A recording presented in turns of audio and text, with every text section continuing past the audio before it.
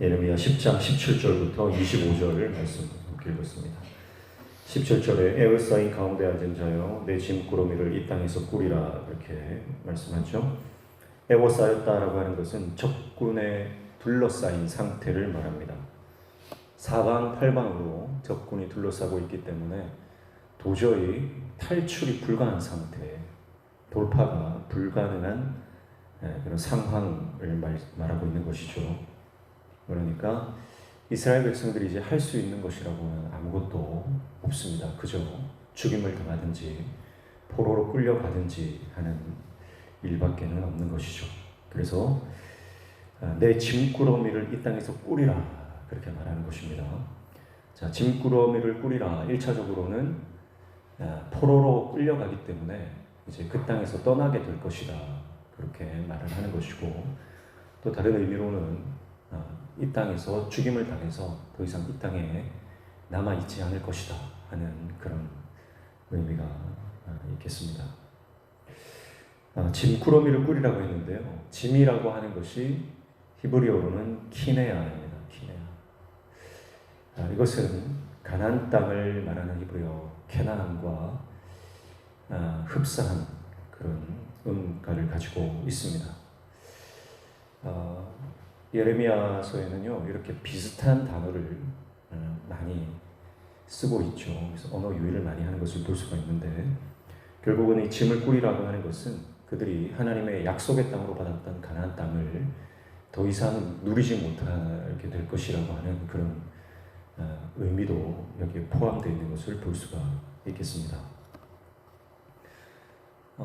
결국 우리는요, 우리 인생도 마찬가지입니다. 언젠가는 이 땅에서 짐을 다 싸야 하는 거야. 영원히 살 것처럼 우리가 이 땅에 살아갑니다. 그러나 이 땅을 떠나야 될 때가 있는 것이, 그것이 우리 인생인 것입니다. 그래서 언제든지 떠날 준비를 하는 것이 지혜입니다. 그리고 이 땅에 소망을 두지 않는 것이, 그것이 하나님께서 보실 때 참된 지혜자입니다.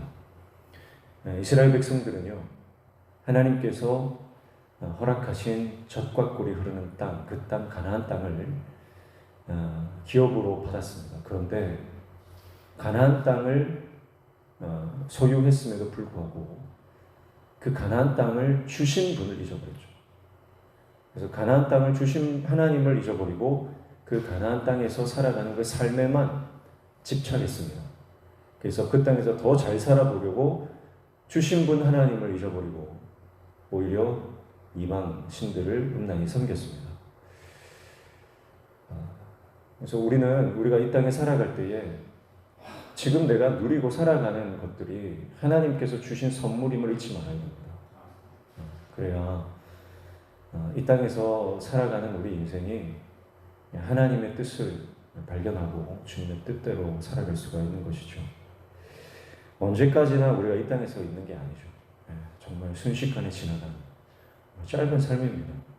그렇기 때문에 이 땅에 소망을 두지 말고 하나님 나라를 바라보며 저 본향 천국에 우리의 소망을 둬야 하는 것입니다. 그래서 18절에 보시면 여호와께서 이와 같이 말씀하시되 보라 내가 이 땅에 사는 자를 이번에는 내던질 것이라 그들을 괴롭게 하여 깨닫게 하리라 하셨느니라. 하나님께서 결정하시면요 거부할 사람이 아무도 없다는 거죠. 하나님이 이번에는 내던질 것이라 하셨기 때문에 던져지는 겁니다. 버티고 있을 사람이 누가 있습니까?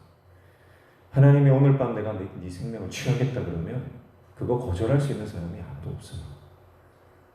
우리가 영원히 살아갈 것처럼 살아도 하나님이 우리 인생을 한번 거두어 가시겠다 작정하시면 우리 인생은 그날로 끝나는 겁니다. 여기서 내던진다라고 하는 것은 물매를 던지는 것과 어근이 동일하다고 합니다. 그러니까 마치 하나님 손에는 우리가 작은 조약돌처럼 하나님이 그저 한번 던져버리시면 다시는 찾을 수 없는, 다시는 보이지 않는 그런 던져진 돌멩이와 같다. 그런 의미가 있는 것입니다. 이것을 통해서 뭐 하겠다는 거예요? 깨닫게 하리라 하시는 거예요. 그래서 결국 하나님께서 이스라엘 백성들을 이 땅에서 흩어버리실 때에 결국 이런 고난과 아픔, 이 전쟁 가운데서 하나님을 잃어버린 후에 다시 하나님의 뜻을 깨닫게 된다. 여기서 깨닫게 된다는 것은 더 정확하게 하면 찾게 될 것이다 이런 의미라고 하는데요.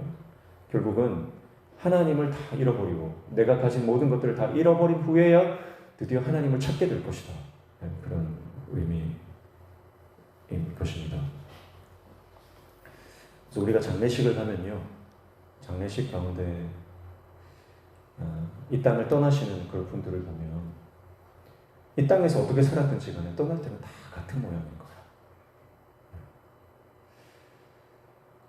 이 땅을 떠날 때 특별한 모양을 가지고 특별한 어떤 걸 가지고 가는 분이 아무도 없어요. 떠날 때는 다 빈손으로 가는 거죠. 같은 모습입니다. 그래서 이스라엘 백성들이 그렇게 집착했던 이방 신상들, 우상들, 그 땅에 있는 손에 쥐고 살아가던 것들 누가 그거 들고 갈 수 있습니까? 하나님이 던져버리시면 다 놓고 가야 돼요. 결국은 잃어버린 후에 깨닫게 되는 것이 인생입니다. 그러나 우리가 그것을 잃어버리기 전에 하나님의 은혜를 깨닫고 하나님을 찾는 조화이면 되시고 축복합니다. 그게 지혜죠. 19절에 보시면 슬프다 내 상처여 내가 중성을 당하였도다. 그러나 내가 말하노라 이는 참으로 고난이라 내가 참아야 하리로다. 이렇게 말하죠. 자, 내 상처여 했는데요. 이것은 1차적으로 예레미야 선지자, 예언자의 상처라고 볼 수가 있는데, 그러나 이것이 예언자의 마음의 아픔을 표현하기 전에 왜 이런 상처를 받았냐면 이스라엘이 당하는 고난 때문에 이 상처를 당한 것이기 때문에 결국은 이 상처는 이스라엘 백성들의 상처를 말하는 것이다 이렇게 볼 수가 있겠습니다.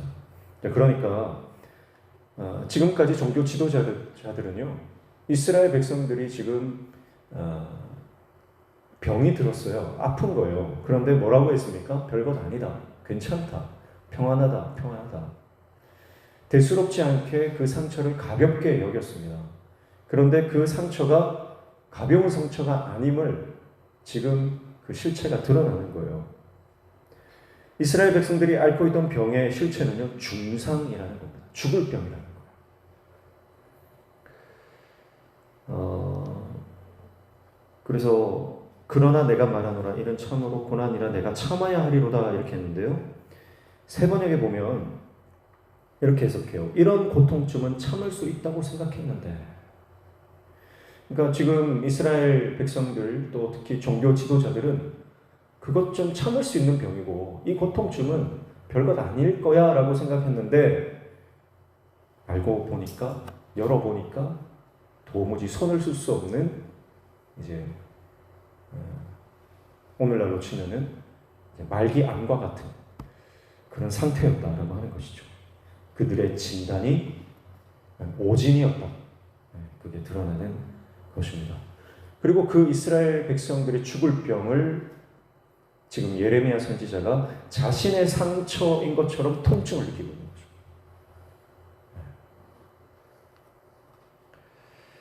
그래서 20절에 보시면 내 장막이 무너지고 나의 모든 줄이 끊어졌으며 내 자녀가 나를 떠나가고 있지 아니하니 내 장막을 세울 자와 내 휘장을 칠 자가 다시 없도다. 그렇게 말해요. 장막이 무너졌다. 나의 모든 줄이 끊어졌다. 신앙이 끊어졌다는 겁니다. 장막, 성전과 또 가정을 말한다 이렇게 볼 수 있겠습니다. 그리고 내 자녀가 나를 떠나가고 있지 않다. 자녀가 헤어졌다는 거죠. 다음 세대들도 다 끊어졌다. 무슨 말입니까? 신앙이 무너지고 가정도 무너졌다. 교회가 무너지고 가정과 또 우리 자녀들의 신앙도 무너졌다. 그런 뜻입니다. 그러니까요, 교회가 무너지면 가정도 무너지고요. 가정이 무너지면 교회도 무너지는 것입니다. 그래서 교회와 가정은요, 신앙 공동체로 볼 수 있어요. 근데 이 둘 중에 하나라도 무너지면요, 다른 한쪽도 무너질 수밖에 없는 그런 구조에 있습니다. 그래서 이게 우리가 인식을 잘해야 되는 게 가정이라고 해서 그냥 가장 작은 우리 혈연 집단이 이렇게 보시면 안 되고요. 가정도 신앙 공동체예요. 그래서 신앙으로 가정이 뭉치지 못하면, 신앙으로 가정이 회복되지 못하면, 그 가정의 믿음으로 무너져 버리면 다음 세대 교육이 되지 않습니다. 교회에서 아무리 해도요, 가정의 신앙 교육이 무너지면 교회도 무너질 수밖에 없어요. 또 마찬가지로요, 교회에서 제대로 된 신앙 교육이 없고 복음이 없고 예수가 없으면 가정도요 바로 설 수가 없다는 것입니다. 지금 이스라엘의 상황은요, 이런 교회와 가정이 함께 무너져 내린 상태, 그로 말미암아서 자녀들이 더 이상 믿음으로 성장할 수 없는, 자녀들이 떠나간 상황입니다. 그러니까 장막을 세울 자도 없고 내 휘장을 칠 자가 없다는 거죠. 21절에 목자들은 어리석어 여호와를 찾지 아니하므로 형통하지 못하며 그 모든 양떼는 흩어졌도다. 자, 이 모든 양떼가 흩어지고 여호와를 지혜롭게 행하지 못한 이 모든 그 책임을요 누구에게 묻고 있냐면 이스라엘의 목자들에게 묻고 있습니다. 작게는 가정의 가장들, 또 더 넓게는 교회의 리더들, 사역자들, 목회자들을 말한다고 볼 수가 있겠습니다. 이 사람들은 여호와를 찾지 않고 형통하지 못했다. 형통하지 못하다는 것은 지혜롭게 행하지 못했다라고 하는 것입니다. 여기서 어리석다, 목자들이 어리석어 여호와를 찾지 않고 형통하지 못했다, 지혜롭게 행하지 못했다라고 하는데요. 어리석다라고 하는 단어가 바알이라는 단어예요. 바알. 그러니까 그들이 바알 숭배를 하고 있었던 그 사실을 어리석은 것으로 고발을 하고 있습니다. 22절에 들을 지어다 북방에서부터 크게 떠드는 소리가 들리니 유다 성읍들을 황폐하게 하여 승량 위에 거처가 되게 하리로다 그랬습니다. 소문으로만, 소리로만 듣던 그 소식들이 곧 현실이 될 것이다. 예레미야 선지자가 끊임없이 말씀을 선포했잖아요. 근데 그 소리가 무슨 소리였습니까? 북방에서 대적이 쳐들어올 것이고 멸망할 것이다. 그런데 그 소리를요, 헛소리라고 치부했던 이스라엘 백성들, 그들의 지도자들. 그러나 그 하나님의 말씀, 그 소리는 현실이 되어 곧 들이닥칠 것이다. 그래서 결과 도시는 폐허가 될 것이고 여우 굴이 될 것이다. 승냥이들의 굴이 될 것이다. 폐허가 된다 이 말이죠. 그렇게 백성들의 탄식 소리와 선지자의 눈물이 이 말씀 안에 고스란히 담겨져 있습니다. 그러나 23절부터 25절까지는 선지자는 포기하지 않고 기도하고 있습니다. 선지자의 기도의 내용이죠. 23절 여호와여 내가 알거니와 사람의 길이 자신에게 있지 아니하니 걸음을 지루함이 걷는 자에게 있지 아니하니이다. 인간의 한계를 고백하고 있습니다. 그리고 24절 여호와여 나를 징계하옵시되 너그러이 하시고 진노로 하지 마옵소서. 주께서 내가 없어지게 하실까 두려워하나이다. 하나님의 진노 가운데 베푸시는 긍휼을 구합니다. 그리고 25절 주가 알지 못한 이방 사람들과 주의 이름으로 기도하지 아니하는 족속들에게 주의 분노를 부으소서. 그들은 야곱을 집어삼켰느라고 그의 거처를 황폐하게 하였나이다 아니라. 이스라엘을 치는 대적들을 심판해 달라고 하는 하나님의 공의의 요청을 기도하고 있습니다. 선지자는 인간의 한계와 또 하나님의 위대하심을 고백하고 선포합니다. 하나님만 인생의 가장 좋은 길을 아시고 인도하실 수 있는 분이다 고백하죠. 자기 눈에 옳은 대로 행하고 음란하게 이방 우상들을 섬겼던 이스라엘 백성들, 그들이 당하는 심판은 정당한 것이다. 그것은 하나님의 공의다. 그렇게 인정합니다. 그러나 인정하면서도 살 길은 오직 주님의 자비뿐입니다. 그렇게 고백하고 있습니다. 이것은 하나님이 우리를 살려주시는 것이 마땅하기 때문에 우리를 살려달라고 당당하게 요구하는 게 아닙니다. 이것은 하나님 제발 우리를 한 번만 봐달라고 하는 하나님의 예외적 은혜, 하나님의 특별한 긍휼을 구하는 그런 요청입니다. 왜냐하면 지금 하나님의 긍휼을 구할 수 있는 근거가 하나도 없기 때문이에요. 자기들 입장에서는, 백성들 입장에서는 하나님의 긍휼을 구할 그 근거가 전혀 없습니다. 그러나 하나님의 성품, 하나님의 그 자비에 근거하여 하나님의 결정하신 그 심판의 결정을 보류해 달라는 그런 예외적 변심, 그것을 요청하는 기도입니다. 그래서 그 은혜가 아니면, 하나님의 그 특별한 긍휼이 아니면 우리는 죽어 마땅한 죄인입니다 라고 하는 그 고백이 이 기도 안에 깔려 있는 것이죠. 그리고 선지자는 하나님을 모르고 주님의 이름으로 기도할 줄 모르는 그 이방의 세력들을, 그 열방을 심판하시기를 간구하고 있습니다. 그래서 하나님의 이름을 능멸한 사람들의 심판, 주의 명예를 떨어뜨린 이들을 향한 심판을 구하고 있는 것을 볼 수가 있습니다. 사랑하는 성도 여러분, 오늘 우리 앞에 닥쳐진 어떤 하나님의 심판, 하나님의 진노, 그것이 보이더라도 우리는 끝까지 하나님 앞에 주의 긍휼을 구하고 하나님의 구원을 요청하는 기도자 되시기를 축복합니다. 우리가 기도할 때 하나님은 특별한 은혜, 특별한 하나님의 긍휼을 베풀어 주실 줄로 믿습니다. 함께 기도하겠습니다. 하나님 아버지, 우리의 인생은 언젠가는 이 땅을 떠나야 하는 가나안 땅이라고 생각하며 평생 살 것처럼 이 땅에 집착하던 우리의 인생도 결국은 짐을 싸야 하는, 언젠가는 떠나야 하는 인생임을 말씀하십니다.